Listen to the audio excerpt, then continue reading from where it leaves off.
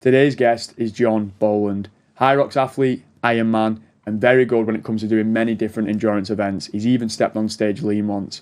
John is unbelievable when it comes to coaching individuals who are looking to get a better HYROX time, be better cardiovascular, whether it's doing a 5K, 10K or half marathon run. In today's episode, we go through everything to do with programming for HYROX, Ironmans, half Ironmans, 10Ks, 5Ks, all the different events that you need to level yourself up cardiovascular. We go through different running shoes, trainers, different training techniques, how to warm up and how to prevent injury. I hope you enjoy this episode. If you're not already, subscribe on YouTube, follow on Spotify, and let's get straight into it.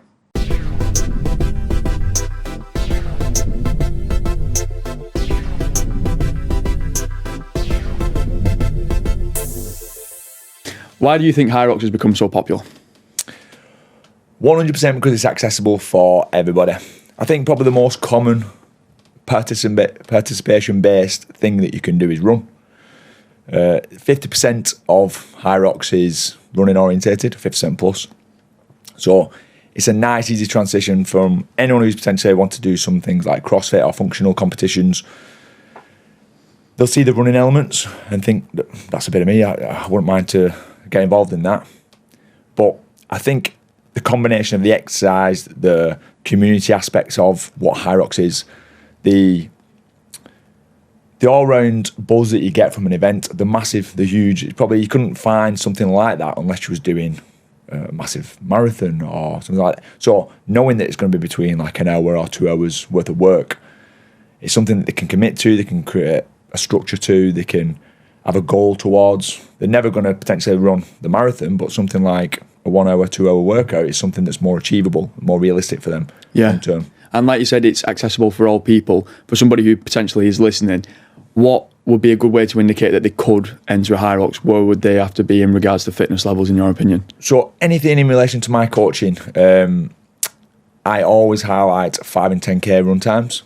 So any kind of competitions or anything kind of assessment from a coaching element, you work off a 5K, 10K time. So anyone who's hitting 10K markers, you're looking at average run splits. You can kind of grasp a level of cardiovascular fitness, which is the predominant energy system that's required for a HYROX. So 10K running is probably going to be right on the mark for that kind of time and endurance. So application into a baseline gym environment is probably going to be a little bit more preferential as well, so because of the strength elements of a HYROX. But 10K is a great marker. Yeah. So then being able to complete a 10K comfortably, would that be? Or getting around about a 10K? See, my point of view on it is that it should never be comfortable. Yeah. Like anything that you're trying to sign up for or complete as a goal, it's got to be a challenge. Otherwise, where's the incentive? Where those dark mornings when you can't bother getting up, what's the point? If it's not challenging you, then you ain't going to commit to that. If it's easy, it's like, well, I can give that a miss and still get it done. Yeah. So it's all about making sure that it is a challenge.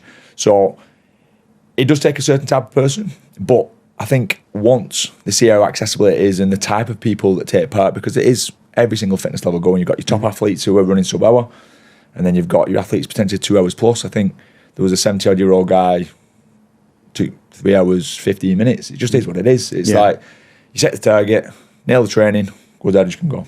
Yeah, and I think, like you said, one of the main things is it's a massive you against you sport in it, where you get that first time and then it's like, oh, I just want to beat my time the next time. And obviously you can compare to others if you want to, but it's like the marathon or the 10K where you have your own set individual goal that you can work towards the next time that you do it. Exactly that. And probably the beauty of HYROX, and I think from my point of view, this is the USP, is every single thing is tracked and assessed. Yeah. So you can work on individual stations, you can work on individual areas. Obviously, there's a run element with highlighted, it's 50%, but you can work on individual 1K runs, you can work on your rock zone time, the range of time you rest, your sled push time, and all those different aspects are key components. So knowing that you can save 2 minutes if you happen to strengthen your single leg squat work due to the amount of lunges that you would need to do, it's like you're going to improve your time, which again is another incentive to take part. It's another incentive to improve and another incentive to keep on training. And I guess with those different stations, like you said, and being able to better each one individually, you can set shorter term goals that are going to lead up to that big end goal as well, which is good to keep people on track. 1,000,000%. And again, from a coaching element, the most important factor is to break it into sections. If you see it as a whole and see it as 8 individual stations or functional training stations plus 8 1-kilometre runs, it seems very daunting. If you see it as a whole, so you break it into sections, you break it into 1K runs, You break it into individual stations. You could effectively break it into all your exercise stations at one, and then all your run stations another. See where your weak spots are, accumulate the time together, and you'll grasp where you're going to likely to be finishing time-wise in a HYROX. So it's easily broken down into slots as long as you know and have the structure of what you're following. Yeah, 100%. And like you said, 50% of it is running. For somebody who's wanting to better the running overall for HYROX, what are the best ways you go about training? Probably the worst word in fitness is depends. Yeah. But for anybody, and Joe Boggs' average person getting involved, you'd look at running twice a week. Mm-hmm. So you'd look at a volume running aspect of accumulating miles on your feet for a period of time, and then interval running as an absolute must. If you're advanced and you're looking for top times, then you start integrating some fatigue running and maybe some hill training or some interval-based work in relation to hills.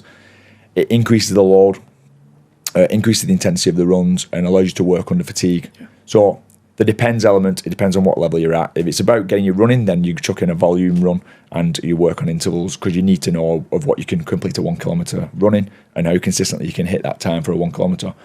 The vast amount of people just need to know that they can complete the 8 kilometres of running within those exercises. So the volume running is probably going to be the one. Yeah, and with those 2 running stations, one of the things that we were going to touch on is people who go on a run and then just think, right, I'm Forrest Gump, I'm just going to absolutely leg it as soon as they get out there and they're enjoying that run.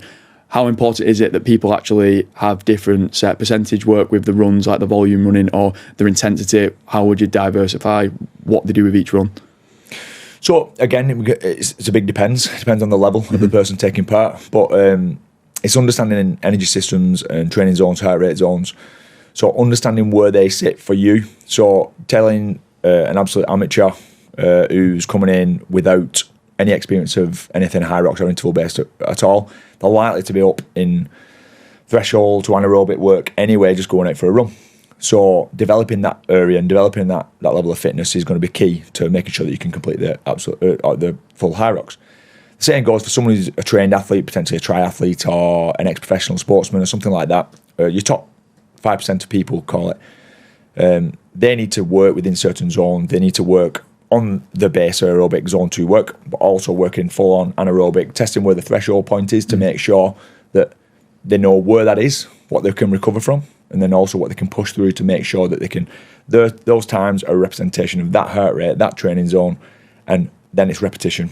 You develop your threshold point, you develop your anaerobic threshold, you develop your cardiovascular base, and each one means that each area equates to more speed, faster time, and a better HYROX overall time. Yeah, and if you don't mind really quickly, could you just describe or simplify the difference between the aerobic and anaerobic for the listener?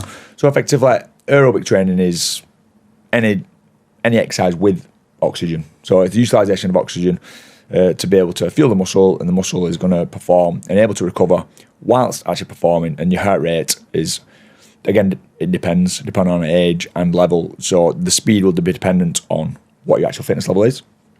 Anaerobic is without oxygen or minimising the amount of use of oxygen, and you create lactate as a result, meaning that your muscle is going to fatigue, you'll struggle to recover, or the aim is to not get to that point where you're overly building lactate so that you can try and recover quicker. But the main aspect is there's going to be elements of both in a HYROX setting, because there's anaerobic elements. I've never seen someone do an aerobic burpee. It's full on anaerobic, it's plyometric, it's dynamic, so you're not going to be able to utilise oxygen as efficiently as you would like to within that kind of movement pattern. But the fact of the matter is majority of it, if you're working for an hour, you ain't working for an hour anaerobically, because you burn out. You hit that red line over the other side.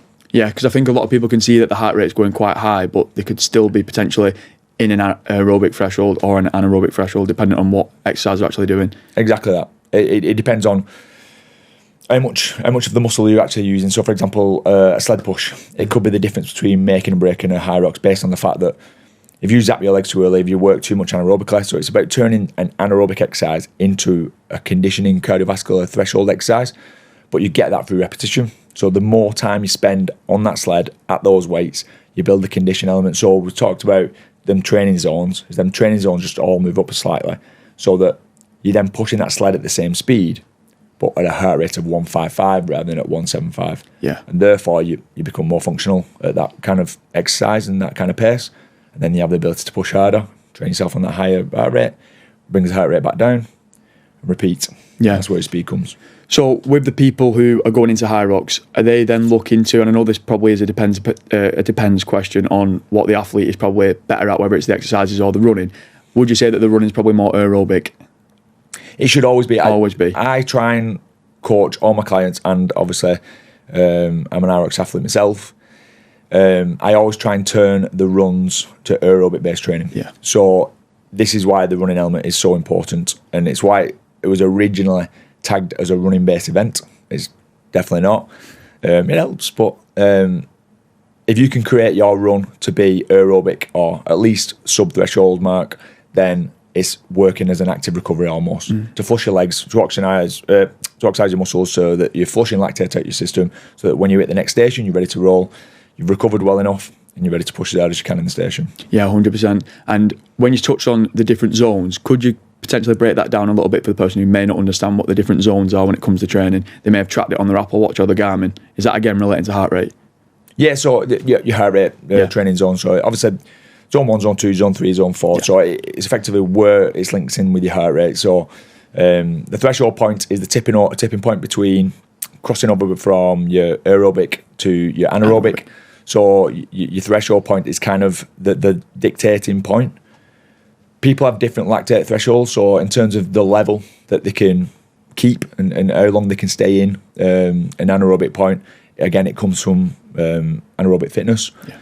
So the aim is either to do one or two, and you tend to find your top athletes work better because they have a massive aerobic base. So what's required and the level of effort that they can achieve in their aerobic state is much higher than the general day-to-day athletes. Yeah. But also the amount of time they can spend in the anaerobic zone is a lot higher because the lactate threshold is a lot higher. So therefore, they're the guys with VO2 max of 60 plus and ridiculous run speeds and stuff. So, but for the general average athlete of people who's getting involved, it's creating a stronger aerobic base so that you know where you sit within that, because it's the one, pretty much everything from resting to that threshold point is kind of where you want to be training majority of your runs. Yeah, and is there other ways outside of running that someone can look to build their aerobic fitness, obviously through potentially using a cardio machine? How long should someone be looking to do it across the week? Anything. So I've had clients with injuries who can't run for whatever reason, and you can incorporate it in. It's understanding that it's a predominantly lower based exercise, so you can integrate some cycling, some stationary bike, even swimming to a certain extent, depending on what the injury is. If it's an upper body injury, actually you'd be able to run if there's an upper body injury.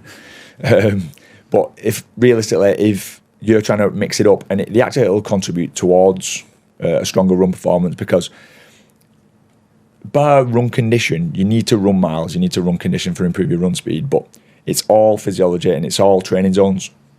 So getting used to and comfortable with being at certain heart rates is the reason why you get a better HYROX performance.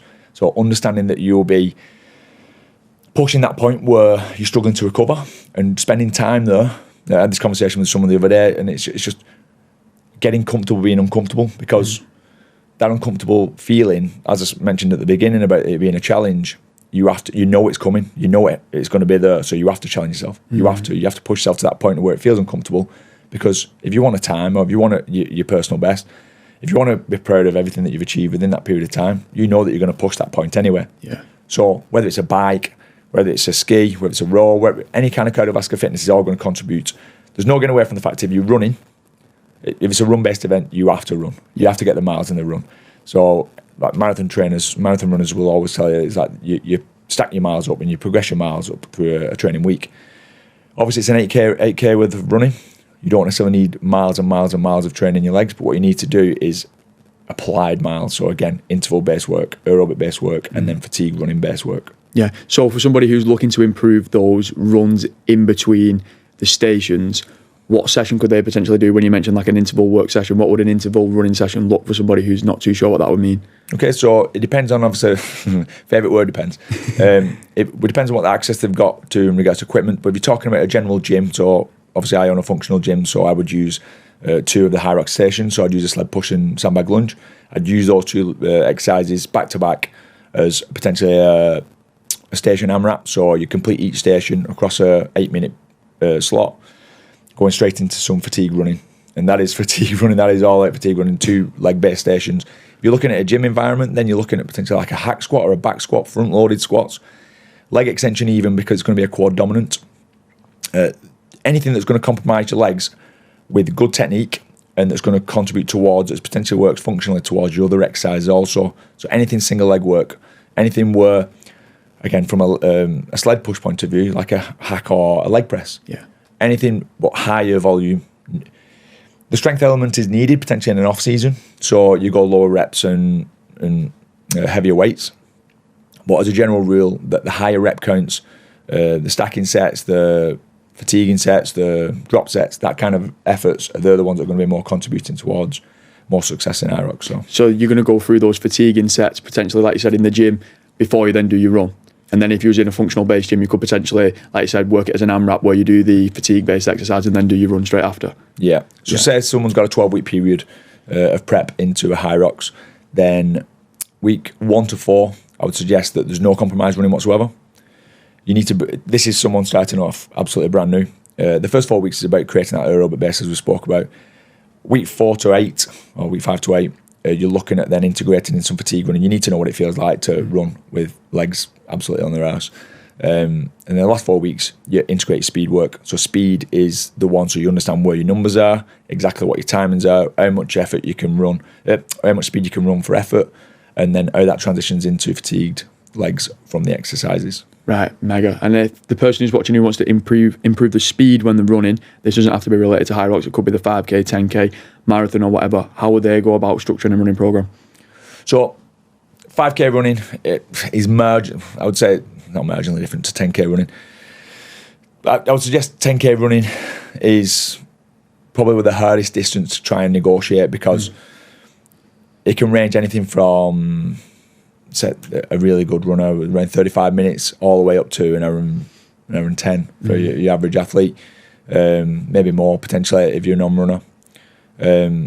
So it's all about integrating in some high intensity interval based work, but anything where you can increase the load without actually compromising like joint stability. So for example, hill work would be great in terms of speed work, because you're increasing the load without not any extra strain upon your body. So for example, if you could run with a weighted vest, that potentially increases your load upon, it'll increase your ability to run quicker, but also increases the load through your ankles, your knees, your hips, your low back.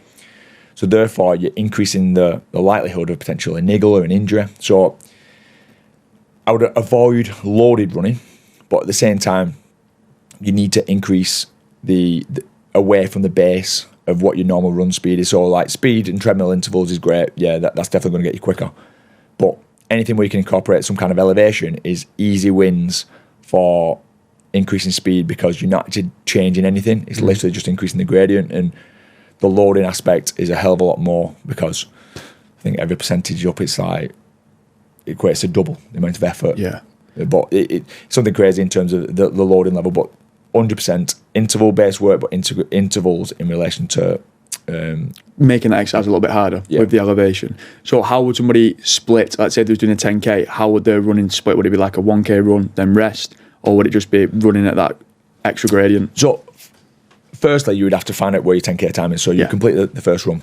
Then on the back of that, you break into sections. So again, if you're running 3 times per week and 10K was your goal, then you would look at potentially breaking it into the 3 different sections. So it's intensity work, base work, and loaded work, so hills. From this side, the fatigue standpoint is less needed. So you don't need to do loaded legs as you would do with HYROX. So if 10K specific, you would accumulate your miles up to 10K and beyond, depending on what your level is. And then your interval work would be based on above your run speed. So you'd integrate that into your workouts, and then your hill work would then contribute towards the extra load going on to elevate that run speed, that base run speed. The idea would be is to break it in sections. So again, you start low volume, frequent, and then increase intensity as you progress, with then a deload obviously into the event. Yeah, man. How important is that deload into the event? It is massive. From personal experience, I'll utilise HYROX and 10K training and run training. it's the one thing that most people really, really struggle with, on the basis of the fact that, especially if you're into like CrossFit and HYROX and that kind of event, then you feel like you should be working 100% of the time, always. Rest days are non-existent, apparently. But you'll find and you'll see as you get older, those rest days are absolutely essential because you can't go 100% every day. You can't do that. So the deload going in allows your body to recover, recuperate, allows you to store muscle glycogen, for example, allows you to hydrate and have your cell functioning efficiently to make sure that performance on the day is absolutely best. And how would somebody go about deloading? Would that be, I know it probably be a depends question, what would they potentially do that week? Would it just be drop everything, or would it be potentially just lowering the intensity of what they're doing? So I've got a post coming out regarding this, and it's literally obviously based on what you're achieving as the athlete and the level of athlete you are.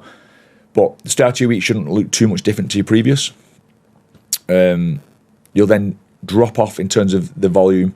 I normally say it's like every day you lose 10%, you drop off 10% of what you're doing all the way into the event. Rest days, you'd add an extra rest day in there because you're already deloading by that point up to 50%. So you've got 50% less work for your week, 50% less load for your week. Your body's recovering. If you've been training 5 times a week, then you'll have trained 3. Your event's on the Sunday, so you've got 4 rest days across your week. And your food gradually tapers up as you go into the weekend.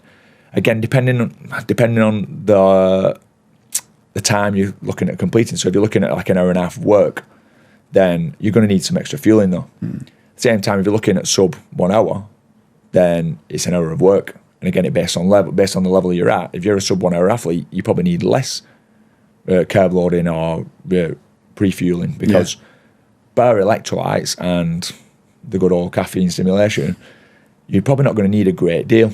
You'll definitely need pre-race carbs and elevating of nutrition pre-race, but the back end of the week should literally be tapering down, exercise down, allow your central nervous system to recover, allow your body to recover so that you can push as hard as you need to on the day. Yeah, mega. And then going back around full circle into running that we was talking about at the start in regards to HYROX, how important are shoes? I've actually done a post on this. So it's probably what you wear in HYROX can definitely contribute towards performance and definitely aid performance, but a lot of time, a lot of people are wearing absolutely nowhere near what they're supposed to be wearing for a HYROX event. So like you'll see guys running around or ladies running around with Alpha Flies on. I don't know if anyone's wore Alpha Flies at HYROX, Dylan. No, never. But effectively, the non-functional, the marathon-based trainers, the long-distance runners, they're great. They're going to give you bounce. They're carbon-plated, so they're going to give you propulsion forward. Could you just quickly explain the reason why? Is that to do with the carbon plate and the bounce from the cushioning? Why they'd be more long endurance, the Alpha Fly? So obviously, over a longer period of time, so let's call it a 3 to 4 hour marathon, you're loading your legs. Each step is loading up each joint, each muscle. Yeah. Quite significantly in terms of the volume of steps versus someone who's running an hour. So the cushion side, more importantly, is the thing that's going to deload and decompress the amount of impact that you have each time you take a step on the road. So the ankle joint gets less, the knee joint gets less, the hips do. The load is a little bit less through the muscle. So the cushion is very, very important. When I did my Ironman, I wore Alpha Flies. I would never wear Alpha Flies on a HYROX. With that being said, the carbon plate within an Alpha Fly is very beneficial. The propulsion to progress each step and the amount of bounce that you get out of each step and the aid it gives you is definitely beneficial. But I would say that's a big if and but, because depending on your speed that you're running at, there goes depends again, depending on the speed that you're running at, they'll give you more or less help. They're very rigid across the base, you see, so anything with a carbon plate, if you're, say, for example, running around 4-minute Ks, which is a very good run speed in HYROX running, then the carbon plate is going to be beneficial.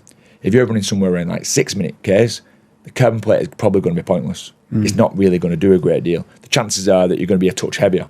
The chances are that you're not going to be running fast enough for that propulsion forward, the extra effort it's going to give you. It's not going to make that much of a difference to your time. If anything, it just makes your feet feel a little bit more uncomfortable. Yeah. So what I would suggest in regards to this, you need your good all-rounders, your mileage trainers, which involve cushion, again, if you think of a 2-hour HYROXer, then they're likely to be someone who's not done much running, because if he was a solid runner, if he was a really, really good runner, then you would be down at like, say, 40-minute 10K-ish time. So the total duration of the HYROX is likely to be around an hour to an hour and a half. Yeah. If you're taking 2 hours, then the chances are that you need cushion because you're on your feet for 2 hours. Yeah. So that cushion again comes into where your marathon shoes would benefit. So then you're looking at a mileage trainer. I always talk about Hawker Clifton 9s. I wear them. I've got them today. They're the comfiest, most cushioned runner I've found. Great grip on the bottom. So, and I do majority of my training in those because they're great mileage trainers. Whereas a race in Saucony Endorphin Pro 4s, I run around 4-minute Ks, so they're going to help me, and they do help me. But again, there is limitations. Obviously, if you've got any kind of joint stability-related issues, any kind of joint mobility issues, then they can again contribute towards more loading issues further in the line. So there's a lot to consider. Yeah. But you can be advised by a good coach accordingly with that. Yeah, definitely. So like when they're doing the actual exercises, would it be that the carbon plate ones with more cushioning could affect the stability within the joints? 1,000,000%. Yeah. Without a shadow of a doubt. Because, for example, if you imagine a wall ball or a walking lunge, if you've got a big bubble on the bottom of your foot, you take a step, that exercise is hard enough as it is. It's like you take one step forward and your step's unbalanced, then your knee kicks in, and then all of a sudden, because your quads are zapped already, because you've done your lunges are your 7th station, so you've already done like an hour and 15 of work, you're going to struggle to get back up off that floor. You're going to be suffering. So times like that, and especially with your wall balls being station 8, you need stability. You need that combination of the two with a gentle rock and roll, because obviously 50% of it is running, so you need some run support. But at the same time, a completely flat shoe is going to compromise. You're running too much, so therefore you're going to be hindering yourself that way. So what would be your go-to for HYROX? Would it be the Saucony? If you're running around 4-minute Ks and below, then something like a speed shoe with a carbon plate. I know the Puma Nitro new, I think Nitro 3's just come out. They're supposed to be really, really good. A lot of the pros wearing some of them. Last season, a lot of pros were wearing the Endorphin Pro 3 and 4. I think as a general day-to-day athlete, anything that's got, so the Hawker Clifton 9s, the Adizero, I can't remember. Boston 12s? Yeah. I've got those. Have you? Yeah, I love them. Nice. So anything with a good roll that's going to give you enough cushion to get through the event, but also that's not going to be too forward rolling, so that you've got enough stability on some of your exercises that you require. Yeah, 100%. And then for the race days where they're doing potentially the 10Ks, half marathons, that's when they should be looking at the Alpha Flies or the shoes that's got the carbon plate and the more cushioning. Yeah. So the carbon plate is obviously made to go faster plate. That's the whole point of it. It's to make it go faster. The cushion's there to support. If the distance or time is long enough, so I would say anything hour plus, or if you're looking at an hour and a half plus, call it, then you're looking at needing an element more cushion and a bit less carbon. Yeah. Anything under an hour and a half, then you probably would benefit from the carbon and need a touch less cushion. Yeah. But you always, on everything, whether it's a marathon, a 10K, a 5K, you always need a roll. So the roll's always going to promote your heel toe and give you good run mechanics. So you're minimising injury and allowing you to utilise your hip flexors, hamstrings, glutes, quads, calves, all efficiently to make sure you get the best performance. Yeah. What would be the most common injury that you'd see for somebody who is running a lot? Is there a common injury, or is that a depends question? No. Very likely you're looking at calves, hip flexors, hamstrings. So every heel toe strike, bear in mind if you're running, you've got the natural roll coming in from every single step. So you're activating your calf, so you're activating your hip flexors, hamstrings up on heel strike. So every single time you take a step, you're activating hamstrings, hip flexors. As soon as you push through your toe, you're going to activate your quads and calves. So they're the main issues. If the load is too much, for example, if you're trying to run too quick or you're running quicker than you have done previously, you're testing your hamstrings, hip flexors, calves dramatically. So I would say probably from experience, you're looking at more calf hamstring related issues, so posterior chain, really. Because the running aspects, if you're running for distances, running for speed, you'll find that more injuries come as you try and improve your speed. Your volume work, you'll tend to not to be able to push hard enough to warrant any kind of major injury. It'll be just tightness or tension or fatigue. Whereas if you're going faster than you have done previously, it's unknown territory for some of them smaller muscles. So therefore, they're going to be loaded more. Each step's loaded more. You're running on fatigue legs majority of the time because you're running speeds that you've not done before. And that's where you're potentially at risk of injury. So for somebody who, obviously we understand the places that they're at risk of the injury, is there any way they could limit that? Is there any way they could recover from it, whether it's like the foam roller or the stretching? How would they go about like limiting that injury as much as possible? So it's all activation. Yeah. So if you look at stretching mobility work as its flaws in terms of whether you should be stretching on cold muscles or unactivated muscles, call it. Realistically, you need oxygenated blood pumping through the muscle. You need to make sure it's neurally stimulated, so it's loaded up with a weight or a load. So those key areas, anything where you can do a modified version of some of the exercise you're about to do, is going to improve the functionality of that muscle and decrease the likelihood of injury.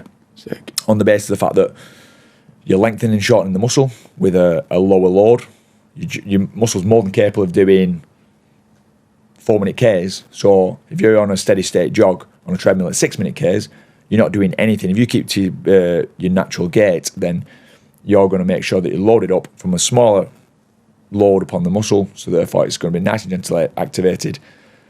When you mentioned about foam rolling would be a great one, because again, you're going to push, it's normally fascial tissue to be fair with the foam roller, but again, it's going to increase blood flow around that area, so you're going to neurologically stimulate that muscle in that way. It still needs stretching and contracting, but again, increasing blood flow to that area is definitely going to be more beneficial. Yeah, and what about warming up before events? I feel like a lot of people sometimes do loads of training, like you just mentioned, especially like the HYROX or the CrossFit, where it's 100% all the time, and a lot of people forget about warming up. How important is that? Warm up is everything. Yeah. So, for example, you can get 2-3K into a 10K race if you're fast enough. If you've not warmed up, then you're either overworking or you're under potential. One of the two, because again, from a neurological standpoint, them muscles that are required to work efficiently to give you optimal performance, they're not activating the way they should do. So they're working at 70%, 80%. So the muscle contraction ain't working thoroughly. So therefore, you're compromising your performance. Yeah. Would there be any specific warm-up you give someone before a HYROX? HYROX. So the good thing with HYROX, the variable with HYROX is that the warm-up areas of different kit all the time. They don't always have all 8 stations as a warm-up option, but they normally have every single station within there. So, for example, you're looking at warming up your pull mechanisms early doors, because you've got sled push, sled pull, and you've got ski erg, then sled push, then sled pull. So you've got 2 posterior chain pulls within the first 2 exercises. If your technique varies on a sled push, it's also posterior chain loading. So straight away, first thing that you want to be getting into when you go into your warm-up zone is your ergs. So your ski and row, they're both going to contribute to all the low loading. You can vary the pace and intensity that you need to pull at. It's cardiovascular work, so it's going to get the blood flowing around your body. You're working your legs, arms, hips, all your posterior chain. So they're a great go-to initially. You then load up with some resistance once you've got the blood flowing. Then mobility work based on preference, but it's mainly testing yourself within those exercises that you intend on doing at a much lower range. And then if you want to build up the weight in the warm zone, that's fine. You obviously don't want to tank yourself too much, but at the same time, it's making sure that you're loaded up from them standpoint, because you can't warm up the muscles you required for a sled push without doing a sled push. Yeah. So the mechanics of the sled push are linked directly into a sled push. So you can lunge all you want, you can squat all you want. It's not a sled push. So pushing that sled in that warm-up zone is going to allow you to be functionally and neurologically ready to push the sled on the course. Yeah, 100%. And then how would that vary? Obviously, I know somebody's not going to have the kit when they're warming up for a run, but just to give it a little bit of both, how could somebody warm up effectively to then go on a run, say they're at home?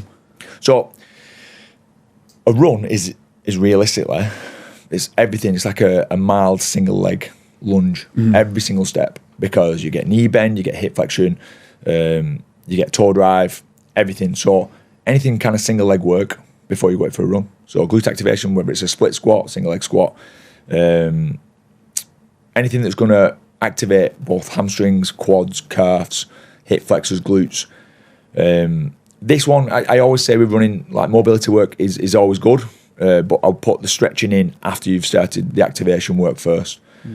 Just based on opening a joint up to make sure it's loaded, it's able to be loaded, and allow you to get full range of movement to make sure you get the full contraction. So again, run performance is optimal. Yeah, amazing. So obviously I know that you've done HYROX and you have done Ironman as well. What was harder?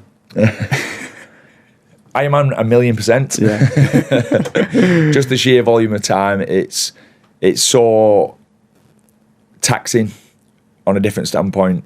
Like my background is muscle endurance based, but I've never been speedy quick. I've always been endurance quick, so I can last. I've done multi-endurance events.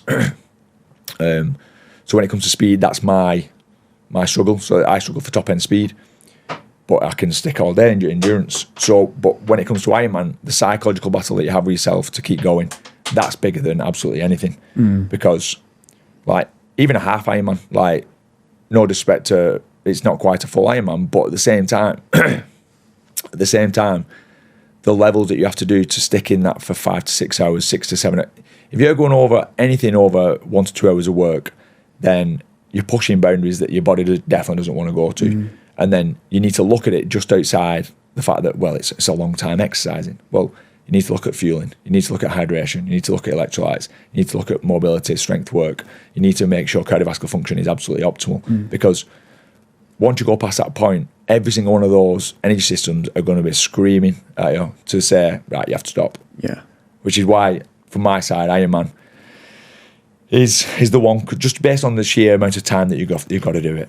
And for somebody who's wanted to do Ironman, who potentially is listening, how would they go about actually training for that sort of event? Is it just hours upon hours? I can assure you it's difficult with a young family. The psychological side is mental with that, but it's probably the main thing that you need to consider is the biggest chunk of time. What's your weak point? Drill it. So mine was swimming. So albeit it's the first and smallest element, I made sure I swam twice a week. My stronger point was running. I've always ran. So I split it into 2 runs, 1 long, 1 short. But the biggest chunk of exercise has to be your bike. It's the thing that you're in it for longest. So depending on your biking ability, you're in it between 5 hours and I think the cutoff is 6:45 maybe. I'm not sure on the 100% cutoff. But you're on it for pretty much half of your race.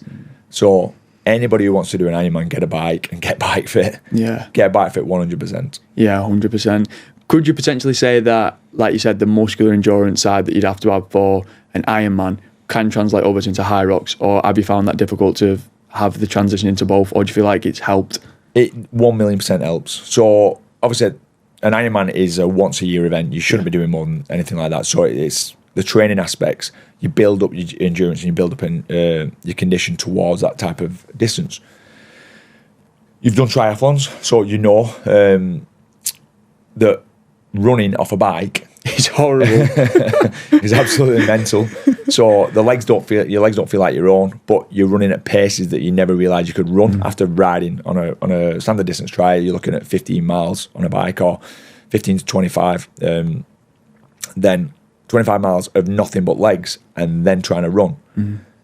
It's tough, regardless of what level of athlete you are. So you integrate elements of that into a HYROX. Imagine a sled push. You're only sled pushing for between, so what's mine, about 120 to maximum probably about 3 to 4 minutes, depending on your ability. But that's 1.5 to 4 minutes work into a run versus an hour and 10, 15 minutes into a 5 or a 10K run. Yeah. So naturally that transition and getting and knowing what it feels like, because that's the main thing.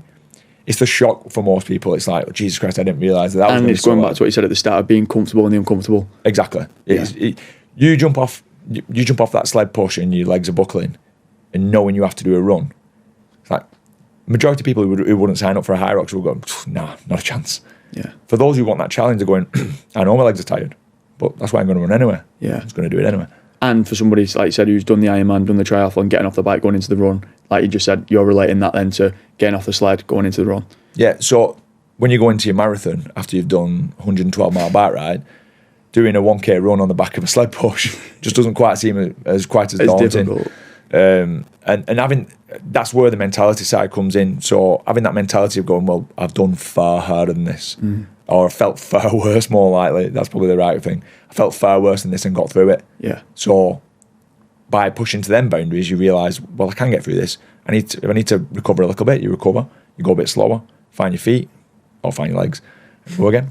Yeah, I think one of the things that is coming quite common on social media that you're seeing a lot is like the term hybrid athlete, and seeing a lot of people who are training for like the Ironman event but also doing HYROX within that. Do you think it's doable? Do you think it's possible? Obviously I know people are doing it, to structure a week where you can tick all those boxes and be able to do those events, because like I said, Ironman's the 1 year thing.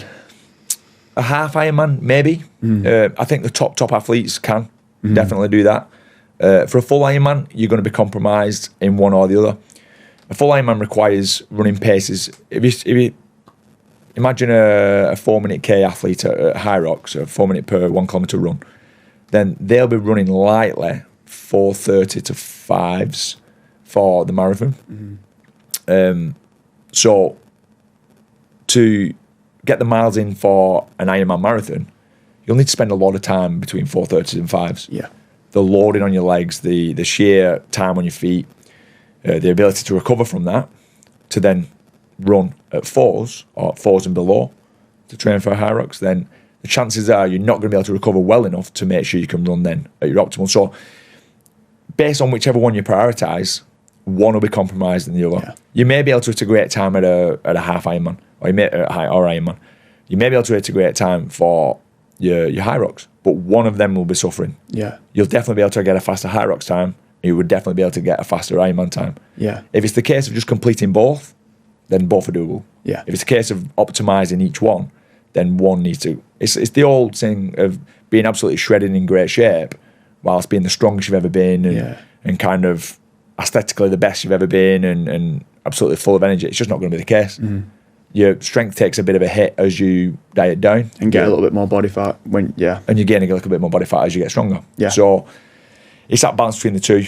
Top end endurance and top end speed are not the same. One's muscle endurance, one's anaerobic and speed. So understanding the difference between the two, knowing as long as you accept the fact that one's going to compromise the other, both can be done. I get to the point where you want to be prioritising something. I've always been of the type of person, still am a little bit, but I want to do it all. That's the hybrid athlete. Yeah. They want to lift big, they want to look great, they want to run fast, but at the same time, each one of those are compromised by the other. So if you had the ability to look great, then the chances are you might be able to lift a lot of weight, but you could lift a hell of a lot more if you weren't as lean. If you are a sub 1 hour HYROX athlete, but you're super skinny and have zero body fat, chances are with a touch more functional weight on you, then you're probably going to have more power in your sleds, more power in your ergs, 100% you would, so that you're actually probably going to go a touch quicker. You might have an amazing time, but you would definitely go quicker with that little bit different. Yeah, 100%. I think a lot of people love the idea of the hybrid athlete, like you said, but don't realise the consequences that come with trying to be a jack of all trades and a master of one. Correct. That's the exact right saying. Yeah. You do get some special people where they've got a natural... I don't like that word natural, because you have to work at everything that you've got. There is no natural athlete. You have to work your ass off to make sure that you get absolutely everything and anything. Anything you achieve is based on work and graft. Yeah, more people are more like fast twitch or slow twitch. So some people are naturally a bit quicker and a bit slower.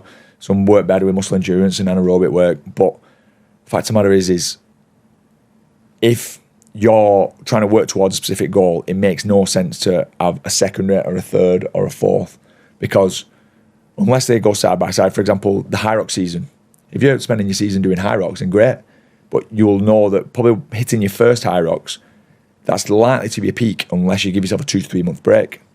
Because if you go, like I booked, October race, November race, December race, then the chances are if you was racing, so it was a singles, the chances are that there's not going to be too much discrepancy by the course, that there's not going to be too much discrepancy in time, on the basis of the fact that you're not going to be able to recover and then rebuild and go faster quick enough within that 1 month gap. You need to spend periods of time improving. So which is why it's good this year we spent an off season spend time on strength work and spend time on individual exercise and techniques. But 1 week post-race, you're still recovering.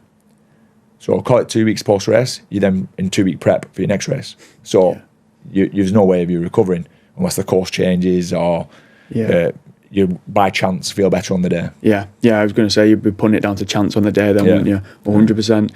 So for somebody, let's say, I'm going to give you two different options here, we'll go through them both. But so we've got the average Joe who's wanting to get into HYROX. How would you look at programming their week? And then we're going to have the person who's built up some sort of endurance, they're physically fit, they've potentially maybe done a HYROX in the past and they want to get a better time. How would they look to program their week? So I'm going to assume, rather than say depends again, I'm going to assume that they can do 3 training sessions per week for the absolute novice coming in. Minimum, yeah. So 3 sessions per week. You need to have a run. The one run in there is 100%. You need to have a functional training session, which is either going to a functional-based training class or gym, like JSB, or having a functional program that they can do in the gym on their own. And then session 3 is a combination of the two.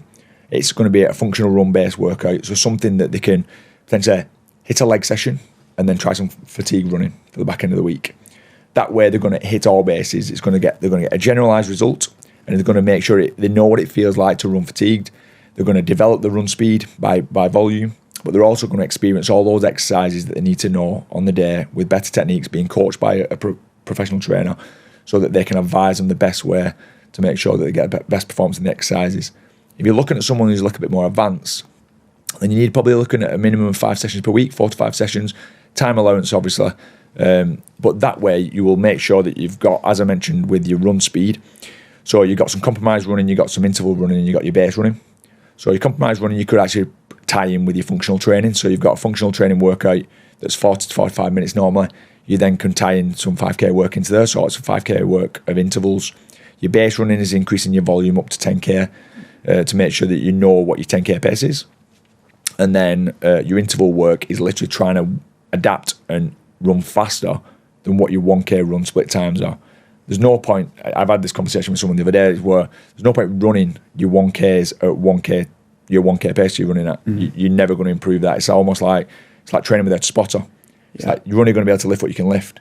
That last half rep that you can't get on your own may need a millimetre of support, like an ounce of support from somebody, and that's the reason you get it next time.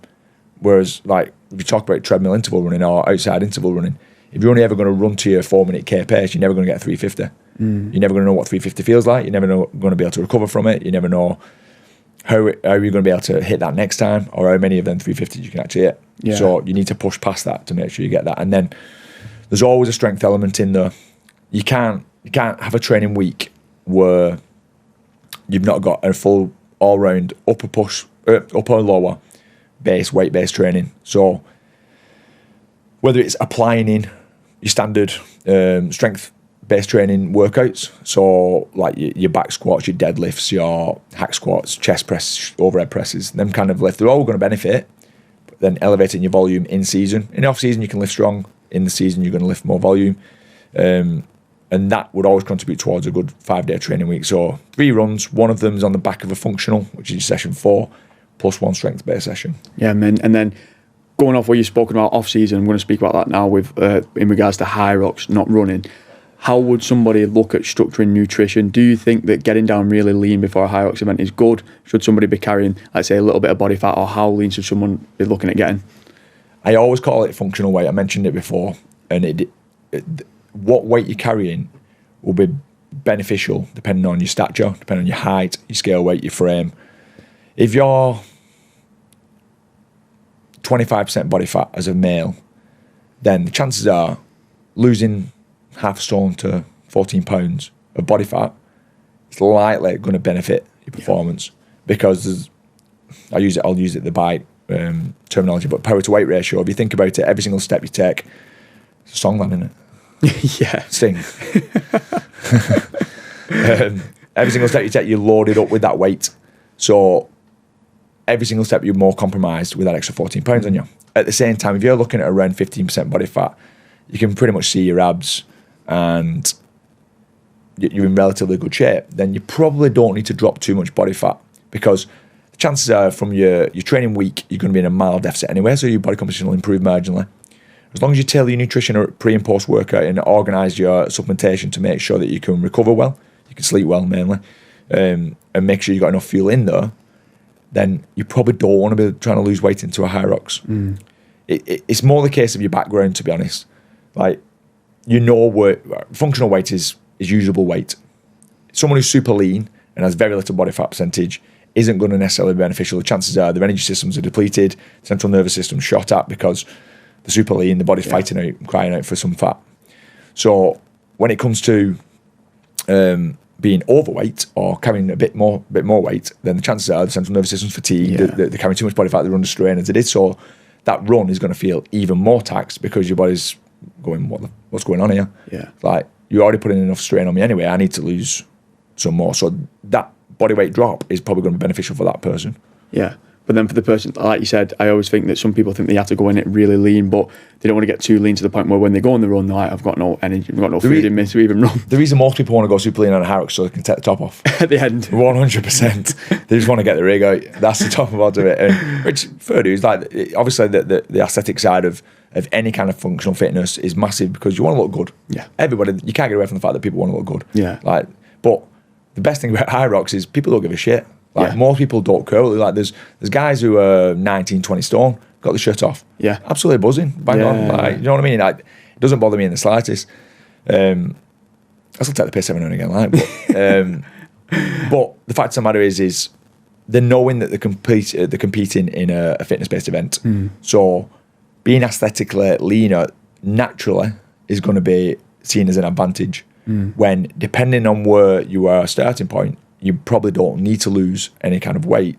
It's more a case of applying yourself into the correct structure, and you'll see whether you need to lose body weight. Because if your run's the main thing that you're suffering with, then that means probably you're carrying a touch too much, and you need a bit more volume of running, which will mean that you lose body fat anyway. Yeah. Because you spend more time in the aerobic zone. Whereas, like, if all your strength elements are great and your ergs are great, and call it a 6'1" person who's around 17 stone, then the chances are the most of them exercises are going to be pretty solid. When it comes to the running, then if you're 17 stone, 6'1", you're a big guy, or you're a bigger guy.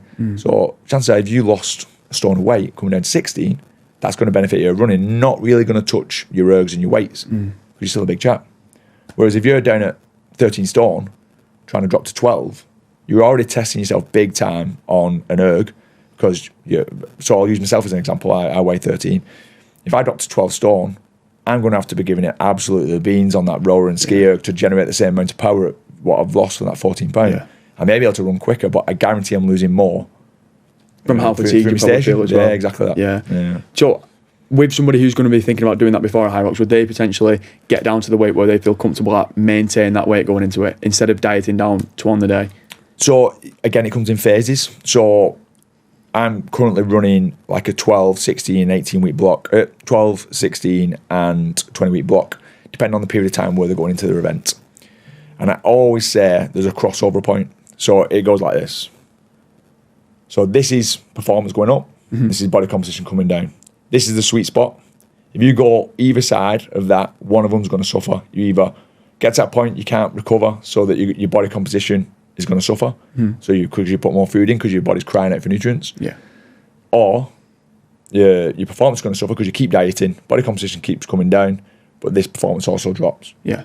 So on that basis, you're trying to find that sweet spot, but only you know that because it's normally fatigue, niggles. You pick those little bits up and like you're absolutely buzzing for training for the first 6 weeks, and then all of a sudden you're going, like, we've all dieted. We've all dieted. With me and you both dieted for shoots and stuff. So you know what it feels like when you're on your ass and you're trying to go into training. Yeah. That first 5-6 weeks, you don't really touch the sides. It's like you just get in, you crack on, and you go. And especially when you go to HIIT work, when it's high intensity work, again, your central nervous system's going to tell you you're on your ass here, and that's the point where you know that you need to escalate your food a little bit, which will naturally therefore put some body fat on. Exactly. Yeah, 100%. Honestly, mate, this has been an unbelievable episode. What's coming up next for yourself? What races are coming up? What have you got going on? So we've got the gym has got a 44 man and woman team going to Birmingham and HYROX. So got a massive group going Friday, Saturday, Sunday. I'm competing in pro doubles on the Friday evening. we've then got the opposite of what I told you all to do. I've then got Dublin in November, and then I've got London in December. I've not got anything pending for the back end of that year. I would like potentially, if I say it on this, then it means it's real. I'm not going to confirm that I'm doing it though, but I'm looking at maybe a Mallorca half Ironman. Sick. I'm trying to be talked into that by one of the lads, but and what date's that? It's the end of March. Oh, cool. The only thing is, without sounding too cocky or arrogant with anything, is if I qualify for Worlds are like the beginning of May. So they're quite close together. I said about recoverability and the ability to make sure you prioritise one, not the other. It's likely if I'm doing the half, I'll only book it after January because I've no HYROX pending for after January. If I qualify for Worlds in these first few events, then I'll knock the half on the head because I want to prioritise Worlds, which is likely to be in May, on the basis of the fact that like myself and Sarah who own JSB, we would have placed 11th at Worlds last year in a set age category. So that's the big target for this year, to place higher, to run a faster time. So that'll be my number one goal. Mate, well, I'll be looking forward to watching that. And I appreciate your time for coming on this podcast, mate. If anyone wants to find yourself, Instagram or wherever it may be, where should they go? So myself as a coach, it's TrainJB, online coaching. And then my gym is JSB Fitness Centre, Wigan, which runs all your HYROX format exercises, all your HYROX classes. Massive 13,000 square feet facility. So you'll have everything that you need in there 100%. Amazing. Well, thank you so much. And for everyone who has listened and enjoyed this episode, please subscribe on YouTube, follow on Spotify, let me know your feedback, and we'll see you in the next one.